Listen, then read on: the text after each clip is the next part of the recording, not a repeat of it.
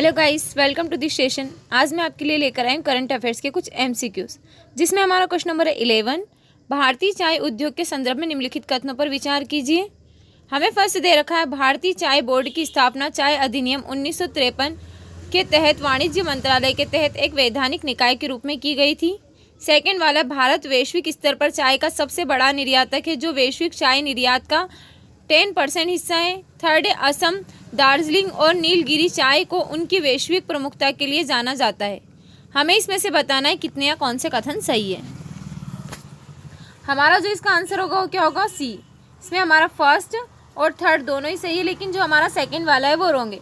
भारत वैश्विक स्तर पर चाय का सबसे बड़ा निर्यातक नहीं है। सबसे बड़ा निर्यातक कौन है यहाँ पर, तो चीन है। चीन सबसे बड़ा निर्यातक है, वैश्विक निर्यातक। और जो हमारा भारत है वो कौन से स्थान पर, 5वें स्थान पर है, और ये वैश्विक चाय निर्यात का 10% हिस्सा है।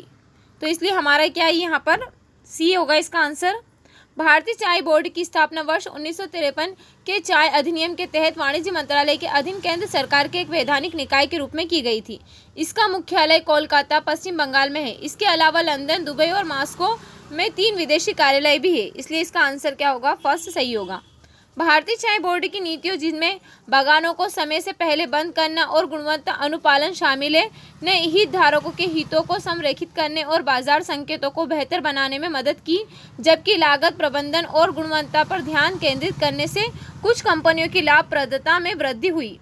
चीन विश्व का सबसे बड़ा चाय निर्यातक है और भारत वैश्विक स्तर पर शीर्ष 5 चाय निर्यातकों में से एक है, जो वैश्विक निर्यात का 10% हिस्सा है। इसलिए जो हमारा सेकेंड वाला है वो सही नहीं है। भारत शीर्ष 5 निर्यातकों में से एक है, जो वैश्विक निर्यात का 10% हिस्सा है। इसलिए हमारा सेकंड सही नहीं है। वर्ष 2023-24 में इसने कितना 250.73 जो है मिलियन किलोग्राम चाय का निर्यात किया, जिसमें असम, दार्जिलिंग और नीलगिरी चाय विश्व का स्तर पर प्रसिद्ध है। इसलिए जो हमारा थर्ड है वो सही है। हमारा क्वेश्चन नंबर 12। कभी कभी समाचारों में आने वाला श्रृंखलेशंस जो आसमान मुद्रास्फीति निम्नलिखित में से किस आर्थिक घटना को संदर्भित करता है। फर्स्ट दे रखा है, ग्रामीण और शहरी क्षेत्रों के बीच मुद्रास्फीति दर में भिन्नता। सेकेंड वाला, कुछ क्षेत्र मुद्रास्फीति का सामना कर रहे हैं, जबकि अन्य स्थिर है या अपस्फीति का सामना कर रहे हैं। थर्ड वाला है, लगातार मुद्रास्फीति केवल आवश्यक वस्तुओं तक ही सीमित रही, अन्य क्षेत्रों की उपेक्षा की गई। फोर्थ वाला, एक आर्थिक परिदृश्य जहां मुद्रास्फीति केवल अंतर्राष्ट्रीय बाजारों में कारोबार किए जाने वाले सामानों पर प्रभाव डालती है। हमें इसमें से बताना है इसका कौन संदर्भित करता है। तो हमारा जो इसका आंसर होगा क्या होगा, बी। कुछ क्षेत्र मुद्रास्फीति का सामना कर रहे हैं, जबकि अन्य स्थिर हैं या अपस्फीति का सामना कर रहे हैं। इसके बारे में डिटेल में पढ़ते हैं हम। श्रृंखलेशंस जो असमान मुद्रास्फीति से तात्पर्य है असमान मुद्रास्फीति पैटर्न से है, जहां कुछ क्षेत्रों में उच्च मुद्रास्फीति देखी जाती है, अन्य स्थिर रहते हैं तथा कुछ को अपस्फीति का भी सामना करना पड़ता है। सामान्य मुद्रास्फीति के विपरीत जो पूरी अर्थव्यवस्था को प्रभावित करते हैं, श्रृंखलेशंस जो आपूर्ति श्रृंखलाओं, व्यवधानों, नीतिगत हस्तक्षेपों या बदलती मांग गतिशीलता जैसे कारकों के कारण क्षेत्र विशिष्टता मूल्य विकृतियों को उजागर करती है। इस घटना से आर्थिक असंतुलन पैदा हो सकता है और उपभोक्ताओं पर आसमान असर पड़ सकता है। सभी के लिए एक ही तरह की मुद्रास्फीति उपायों के बजाय लक्षित आर्थिक नीतियों के लिए श्रृंखलेशंस को समझना महत्वपूर्ण है। इसलिए जो इसका आंसर क्या होगा, बी। हमारा क्वेश्चन नंबर 13। जीन एडिटिंग से संबंधित निम्नलिखित कथनों पर विचार कीजिए। हमें फर्स्ट दे रखा है, विशिष्ट डीएनए अनुक्रमों को जोड़ने, घटाने या संशोधित करने की अनुमति देता है। सेकेंड वाला है, जिंक फिगर, न्यूक्लिक एसिड और टैलेंट जीन एडिटिंग में व्यापक रूप से प्रयुक्त तकनीकें हैं। हमें इसमें से बताना है कितने या कौन से कथन सही है। हमारा जो इसका आंसर है वो क्या होगा, सी। फर्स्ट सेकंड दोनों ही सही है। इसके बारे में हम डिटेल में पढ़ते हैं। जीन एडिटिंग एक या एक से अधिक जीनों को डीएनए अनुक्रम में सटीक परिवर्तन करने की प्रक्रिया है। इसका उपयोग वांछित संशोधनों को लागू करने के लिए किया जाता है, जैसे आनुवांशिक दोषों को ठीक करना, जीन अभिव्यक्ति को बदलना, नए आनुवांशिक लक्षणों को शामिल करना। यह इच्छित परिणाम प्राप्त करने के लिए विशिष्ट डीएनए अनुक्रमों को जोड़ने, घटाने या संशोधित करने की सुविधा प्रदान करता है। यहाँ पर जो हमारा रहता है, zinc figure, nucleic acid, talons और अन्य विशेष उपकरण जैसी तकनीकें इस प्रक्रिया को सक्षम बनाती हैं। इसलिए जो हमारा सेकेंड है वो भी सही है। हमारा क्वेश्चन नंबर 14। निम्नलिखित कथनों पर विचार कीजिए। हमें फर्स्ट दे रखा है राष्ट्रीय स्वच्छ वायु कार्यक्रम NCAP का लक्ष्य वर्ष 2025-26 तक पार्टिकुलेट मैटर जो है हमारा 10 PM 10 सांद्रता में 40% तक की कमी लाना या राष्ट्रीय परिवेशी वायु गुणवत्ता मानकों को पूरा करना है। सेकेंड वाला है पूरा भारत में एक समान वायु गुणवत्ता सुनिश्चित करने हेतु पर्यावरण मंत्रालय द्वारा राष्ट्रीय परिवेशी वायु गुणवत्ता मानक निर्धारित किए गए जिसमें मानकीकृत निगरानी और डेटा विश्लेषण के लिए 12 स्वास्थ्य आधारित पैरामीटर है। थर्ड वाला है पर्यावरण संरक्षण एजेंसी 8 प्रदूषकों के आधार पर AQI की गणना करती है। हमें इसमें से बताना है कितने या कौन से कथन सही है। तो हमारा जो इसका आंसर है वो क्या होगा बी। इसमें हमारा फर्स्ट सेकंड थर्ड दोनों ही सही है, लेकिन जो हमारा सेकंड वाला है वो रॉन्ग है। इसके बारे में हम डिटेल में पढ़ते हैं। पर्यावरण वन और जलवायु परिवर्तन मंत्रालय द्वारा शुरू किए गए राष्ट्रीय स्वच्छ वायु कार्यक्रम NCAP का उद्देश्य विभिन्न मंत्रालयों द्वारा जो राज्यों के सहयोग से वायु गुणवत्ता में सुधार करना है। इसका उद्देश्य वर्ष 2025-26 तक पार्टिकुलर जो मैटर 10 PM 10 सांद्रता में 40% तक की कमी लाना है राष्ट्रीय परिवेशी वायु गुणवत्ता मानकों को पूरा करना है। इसलिए हमारा फर्स्ट है वो सही है।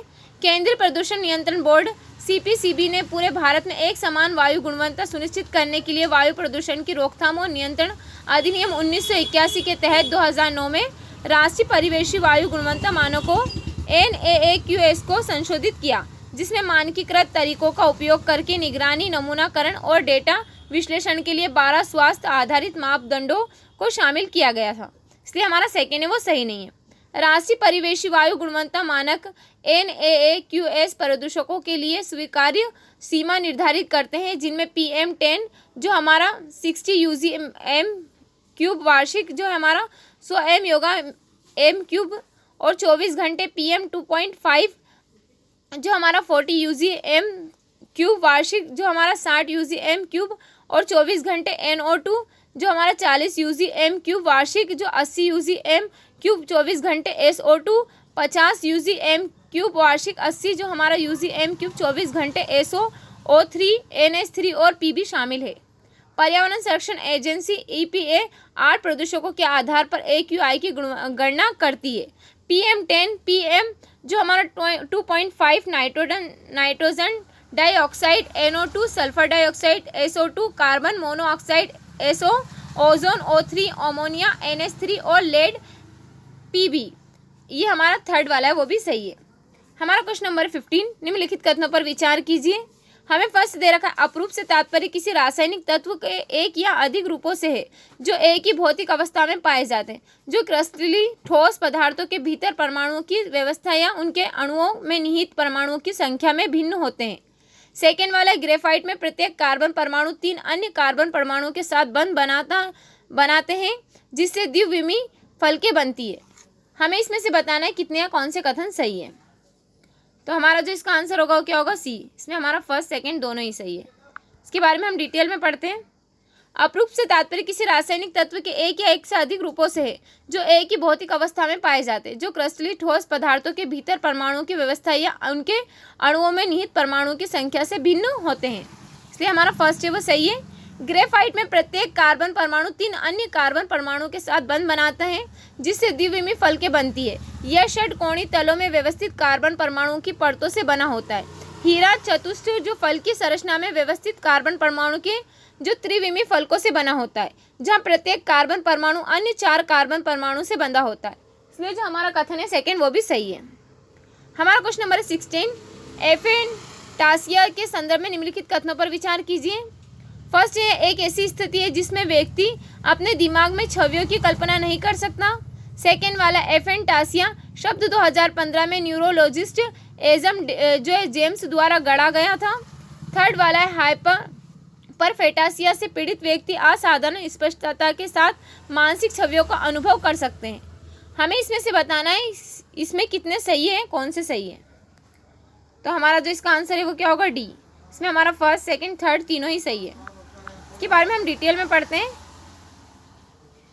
जो हमारा एफेंटासिया है एक ऐसी स्थिति है जिसमें व्यक्ति अपने दिमाग में छवियों की कल्पना नहीं कर सकता, इसलिए हमारा फर्स्ट है वो सही है। जो हमारा एफेंटासिया पहली बार 1880 के दशक में फ्रांसिस गाल्टन द्वारा उल्लेख किया गया था। एफेंटासिया शब्द वर्ष 2015 में न्यूरोलॉजिस्ट एडम जेमन द्वारा गढ़ा गया था। इसलिए हमारा सेकेंड है वो भी सही है। यह लगभग 2% आबादी को प्रभावित करता है तथा इसके कारणों और प्रभाव को समझने के लिए निरंतर शोध की आवश्यकता है। स्पेक्ट्रम के दूसरे छोर पर हाइपरफेंटासिया से पीड़ित व्यक्ति होते हैं जिनकी कल्पना शक्ति असाधारण रूप से ज्वलंत होती है तथा वे प्रिय मानसिक छवियों का अनुभव करते हैं जैसे कि वे वास्तविक हो। इसलिए हमारा थर्ड है वो भी सही है। इसका आंसर हमारा डी होगा। हमारा क्वेश्चन नंबर 17, निम्नलिखित कथनों पर विचार कीजिए। फर्स्ट हमें दे रखा है सिकल सेल रोग एससीडी एक अनुवांशिक रक्त विकार है जो असामान्य आकार की श्वेत रक्त कोशिकाओं के उत्पादन से चिन्हित होता है। सेकेंड वाला राष्ट्रीय सिकल सेल एनीमिया उन्मूलन मिशन का लक्ष्य 2047 तक भारत में सिकल सेल रोग को सार्वजनिक स्वास्थ्य समस्या के रूप में समाप्त करना है। हमें इसमें से बताना है कितने या कौन से कथन सही है। तो हमारा जो इसका आंसर होगा वो क्या होगा, बी। इसमें केवल हमारा सेकेंड वाला सही है लेकिन जो हमारा फर्स्ट वाला है वो रॉन्ग है। जो हमारा सिकल सेल रोग एक अनुवांशिक रक्त विकार है जो असामान्य आकार की श्वेत रक्त कोशिका नहीं, यहाँ पर क्या होती है, लाल रक्त कोशिकाओं के जो उत्पादन से चिन्हित होता है। तो इसलिए जो इसका आंसर क्या होगा, बी। सिकल रोग एससीडी एक अनुवांशिक रक्त विकार है जिसमें हीमोग्लोबिन प्रोटीन जो शरीर में ऑक्सीजन ले जाता है के असामान्य होने का परिणाम स्वरूप लाल रक्त कोशिकाएं सिकल के आकार की हो जाती है। इससे रक्त प्रवाह अवरुद्ध होने से गंभीर दर्द होता है तथा अंग क्षतिग्रस्त हो जाने से जीवन प्रत्याशा कम हो जाती है। इसलिए हमारा फर्स्ट है वो सही नहीं है। राष्ट्रीय सिकल सेल एनीमिया उन्मूलन मिशन का लक्ष्य वर्ष 2047 तक भारत में सार्वजनिक स्वास्थ्य समस्या के रूप में एससीडी को समाप्त करना है। इसलिए हमारा सेकेंड है वो सही है। हमारा क्वेश्चन नंबर 18, निम्नलिखित कथनों पर विचार कीजिए। हमें फर्स्ट दे रखा है ग्लेशियर खाड़ी में इंटरनेशनल कंटेनर ट्रांसशिपमेंट जो पोर्ट है को भारत के 13वें प्रमुख बंदरगाह के रूप में प्रस्तावित किया गया है। सेकेंड वाला भारत और अमेरिका के बीच इंडो पैसिफिक में प्रशिक्षण के लिए समुद्री पहल का उद्देश्य क्षेत्रीय भागीदारों को इंडो पैसिफिक जो है मेरीटाइम डोमेन और जो अवेयरनेस के उपकरणों का उपयोग करने में मदद करना है। हमें इसमें से बताना है कितने या कौन से कथन सही है। तो हमारा जो इसका आंसर होगा क्या होगा, ए। इसमें केवल हमारा फर्स्ट सही है लेकिन जो हमारा सेकेंड है वो रॉन्ग है। इसके बारे में हम डिटेल में पढ़ते हैं। भारत सरकार ने बंगाल की खाड़ी में ग्रेट निकोबार द्वीप के पास स्थित ग्लेशियर खाड़ी में एक मेगा इंटरनेशनल कंटेनर ट्रांसशिपमेंट की स्थापना का प्रस्ताव रखा है जो भारत का 13वां प्रमुख बंदरगाह होगा। इसलिए हमारा फर्स्ट है वो सही है। हमारा यहाँ पर जो हमारा क्वाड के इंडो पैसिफिक में प्रशिक्षण के लिए समुद्री पहल जो हमारा मेट्राई का उद्देश्य क्षेत्रीय भागीदारों को Indo Pacific maritime domain awareness के उपकरणों का उपयोग करने में मदद करना है। इसलिए जो हमारा सेकेंड है वो सही नहीं है। इसमें हमारा कौन सा सही होगा, इसका आंसर क्या होगा, हमारा ए। इसमें हमारा केवल फर्स्ट सही होगा लेकिन जो हमारा सेकेंड है वो रॉन्ग होगा। इसका आंसर क्या होगा, हमारा ए। हमारा क्वेश्चन नंबर 19, निम्नलिखित विशेषताओं पर विचार कीजिए। फर्स्ट हमारा यह छोटा नागपुर पठार में बसा हुआ है। सेकेंड वाला है भारत का तीसरा सबसे बड़ा टाइगर रिजर्व है। थर्ड यह संजय दुबरी और पलामू जैसे निकटवर्ती बाघ रिजर्वों के साथ पारिस्थितिकी संपर्क बनाए रखता है। हमें इसमें से बताना है कौन सा संरक्षित क्षेत्र उपरोक्त विशेषताओं का सबसे सर्वोत्तम परिभाषित है। फर्स्ट हमें दे रखा है सिमिलीपाल टाइगर रिजर्व, सेकंड दे रखा है कान्हा टाइगर रिजर्व, थर्ड दे रखा है Guru Ghasidas Tamor Pingla tiger reserve, D दे रखा है पन्ना टाइगर रिजर्व। हमें बताना है किससे संबंधित है। इसका जो हमारा आंसर होगा क्या होगा, गुरु घासीदास तामोर पिंगला टाइगर रिजर्व से संबंधित है।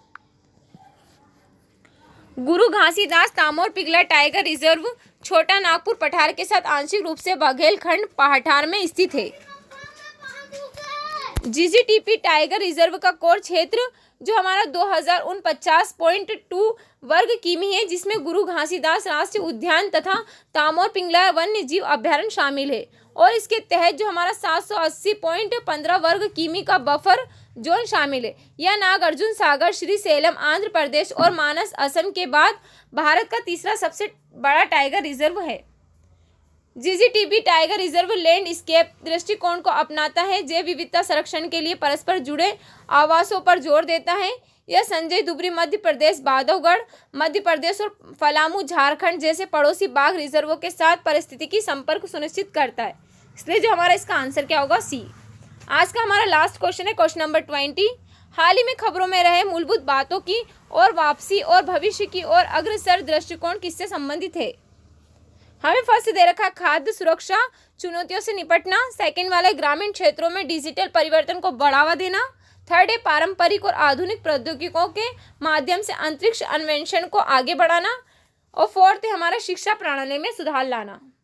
हमें बताना है किससे संबंधित है, तो हमारा जो इसका आंसर क्या होगा, खाद्य सुरक्षा चुनौतियों से निपटना, इसका आंसर ए होगा हमारा। इसके बारे में डिटेल में पढ़ते हैं हम। भारत खाद्य सुरक्षा निपटने के लिए मूलभूत बातों की ओर वापसी और भविष्य की ओर अग्रसर के दोहरे दृष्टिकोण का समर्थन करता है, जिसमें पारंपरिक ज्ञान को आधुनिक नवाचार के साथ मिश्रित किया जाता है। यह दृष्टिकोण जैविक खेती को बढ़ावा देने, मोटे अनाजों जिन्हें भारत में श्री अन्न कहा जाता है को लोकप्रिय बनाने तथा जलवायु अनुकूल फसल किस्मों के विकास पर जोर देता है। इन रणनीतियों का उपयोग करके भारत का लक्ष्य सतत कृषि सुनिश्चित करना, पोषण सुरक्षा को बढ़ावा देना और जलवायु परिवर्तन के प्रभाव के प्रति लचीलापन विकसित करना है, जिससे समग्र हमारा खाद्य सुरक्षा समाधान के लिए एक उदाहरण स्थापित हो सके। इसलिए इसका आंसर क्या होगा हमारा ए। आज के लिए इतना ही रखते हैं। उम्मीद है जो आज का हमारा सेशन है आपको अच्छा लगा। अगर आपको हमारा सेशन अच्छा लगा है तो इसी तरह के अपडेट के लिए हमारे चैनल को सब्सक्राइब करें और बेल आइकन को दबाना ना भूलें। Okay, thank you so much.